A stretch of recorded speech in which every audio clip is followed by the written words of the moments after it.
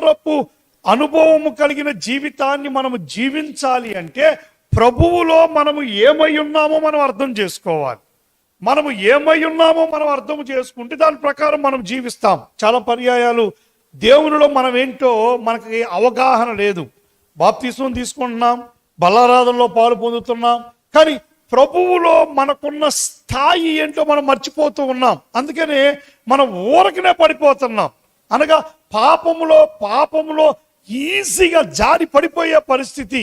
కొంచెం కూడా దాన్ని రెసిస్ట్ చేయటానికి ప్రయత్నం చేయటం లేదు. కారణం ఏంటంటే నేను పరిశుద్ధుడైన దేవునికి సంబంధించిన వాడిని కాబట్టి కనీసం నా ప్రయత్నం అన్నా నేను చేయలేకపోతూ ఉన్నాను. చేయకుండా నేను పరిశుద్ధుడైన దేవునికి సంబంధించిన వారిని అనే విషయమే మర్చిపోయి ఏదన్నా శోధన వచ్చినప్పుడు చాలా సులువుగా మనం పడిపోతూ ఉన్నాం.